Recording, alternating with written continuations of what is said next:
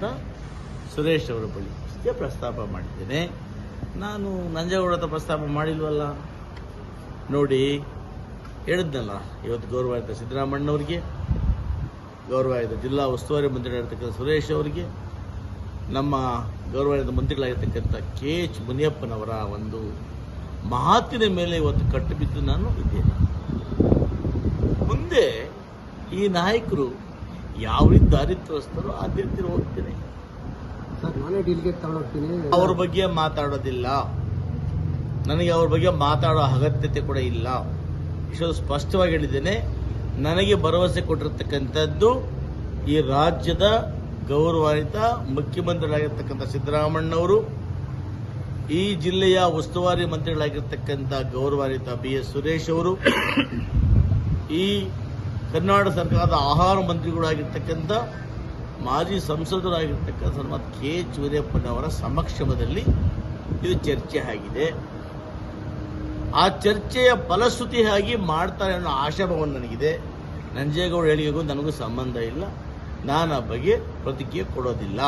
ನಿಮ್ಮಿಬ್ಬರ ಅಭಿಪ್ರಾಯ ನಾನಿಲ್ಲ. ನಾನು ರೈತರ ಪರ, ಮಹಿಳೆಯರ ಪರ, ಬಡವರ ಪರ, ಒಬ್ಬ ಕೂಲಿ ಮಾಡೋ ಹೊಟ್ಟೆಲಿ ಹುಟ್ಟಿರ್ತಕ್ಕಂಥವನ್ನ ನಾನು, ಒಬ್ಬ ದಲಿತನಾಗಿ ಒಬ್ಬ ಹೆಣ್ಣು ಮಕ್ಕಳಿಗೆ ಅನ್ಯಾಯ ಆಗ್ತಾ ಇದ್ದು ಆ ಸಂಸ್ಥೆಯಲ್ಲಿ ನೂರಾರು ಕೋಟಿ ರೂಪಾಯಿಗಳು ಆ ಭ್ರಷ್ಟಾಚಾರವಾಗಿ ದುರುಪಯೋಗ ಆಗ್ತಾ ಇರಬೇಕಾದಾಗ ಪ್ರಶ್ನೆ ಮಾಡ್ತಕ್ಕಂಥದ್ದು ನನ್ನ ಜನ್ಮಸಿದ್ಧ ಹಕ್ಕು. ನನಗೂ ನಂಜೇಗೌಡರಿಗೂ ಪರ್ಸನಲ್ ಆಗಿ ಯಾವುದು ವ್ಯಾಜ್ಯಗಳಿಲ್ಲ. ಇಬ್ಬರು ಒಂದೇ ಪಕ್ಷದವರೇ. ನಂಜೇಗೌಡರನ್ನ ವ್ಯಕ್ತಿಗತವಾಗಿ ಪ್ರೀತಿಸ್ತೇನೆ. ಆದರೆ ಕೋಮುಲ್ನಲ್ಲಿ ಏನೇನು ಹಗರಣಗಳು ನಡೆಯಿತು, ಚಿಕ್ಕಬಳ್ಳಾಪುರ ಡೈರಿ ಕಟ್ಟೋದಾಗೋ ವಿಚಾರ ಆಗ್ಬೋದು, ಚಿಂತಾಮಣಿಯಲ್ಲಿ ಐಸ್ ಕ್ರೀಮ್ ಪಾರ್ಲರ್ ಆಗ್ಬೋದು, ಎಮ್ಮಿಗೆ ಗೋಲ್ಡನ್ ಡೈರಿ ಆಗ್ಬೋದು, ನೇಮಕಾತಿಯಲ್ಲಿ ಆಗ್ಬೋದು, ಇದರೊಟ್ಟಿಗೆ ಟ್ರಾನ್ಸ್ಪೋರ್ಟೇಷನ್ ಆಗ್ಬೋದು, ಆಮೇಲೆ ಏನು ನೀವು ಪಾಡ್ರ್ ಬೆಳಿತೀವಿ ಅಂತೇಳಿ ಜಮೀನು ತಗೊಂಡು ಸೋಲಾರ್ ಮಾಡ್ಲಿಕ್ಕೆ ಹೋದ್ರಲ್ಲ ಅದರಲ್ಲಾಗ್ಬೋದು. ಈ ಎಲ್ಲದರಲ್ಲೂ ಕೂಡ ಕಾನೂನನ್ನು, ನಿಯಮಗಳನ್ನು ಗಾಡಿಗೆ ತೂರಿ ಈ ರೈತರ ಹಣವನ್ನು ಲಟ್ಟಾಯಿಸಿಕೊಳ್ರಲ್ಲ, ದುರುಪಯೋಗ ಆಗಿದೆಯಲ್ಲ, ಅದ್ರ ಬಗ್ಗೆ ನನ್ನ ಹೋರಾಟ. ವ್ಯಕ್ತಿಗತವಾಗಿ ಖಂಡಿತವಾಗ್ಲೂ ಕೂಡ ನಂಜೇಗೌಡರಿಗೂ ನನಗೂ ಪರ್ಸನಲ್ ಆಗಿ ಏನೂ ಇಲ್ಲ. ನಾನು ಅವರ ಆಸ್ತಿಗೆ ಹೋಗಿಲ್ಲ, ಅವ್ರು ನನ್ನ ಆಸ್ತಿಗೆ ಬಂದಿಲ್ಲ.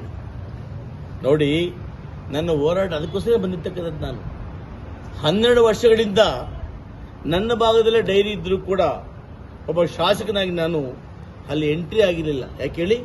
ಆ ಸಮಸ್ಯೆ ಚೆನ್ನಾಗಿ ನಡೀಲಿ ಉದ್ದೇಶದಿಂದ.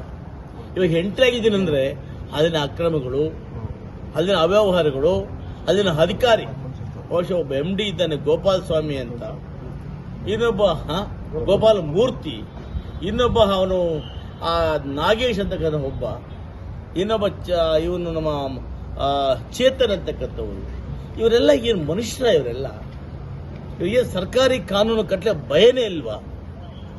ಅಧ್ಯಕ್ಷರು, ಸಚಿವರು ನಮ್ಮ ಪರ ಇದ್ದಾರೆ, ಏನ್ ಬೇಕಾದ್ರೂ ಮಾಡ್ಬೋದಂತಾನ? ಇಲ್ಲ. ಇದಕ್ಕೆಲ್ಲ ಕೂಡ ಕಾನೂನಿದೆ. ನಾನು ಬಿಡೋದಿಲ್ಲ, ಹೋರಾಟ ಮಾಡೇ ಮಾಡ್ತೀನಿ. ನನಗೆ ಅಧ್ಯಕ್ಷ ಸ್ಥಾನ ಮುಖ್ಯ ಅಲ್ಲ.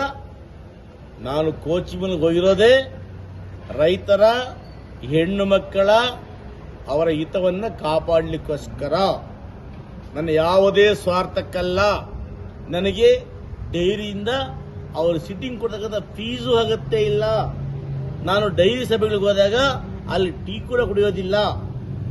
ಸ್ಪಷ್ಟವಾಗಿ ಹೇಳ್ತೇನೆ, ನನ್ನ ಹೋರಾಟ ಅಲ್ಲಿ ಏನು ಅಕ್ರಮಗಳಾಗಿದೆ. ಅನೇಕರು ಹೇಳ್ತಾ ಇದ್ರು ಅಲ್ಲಿ ಅಕ್ರಮಗಳು ಹಾಗೇ ಇಲ್ಲ, ತನಿಖೆ ಮಾಡಲಿ ಅಂತ.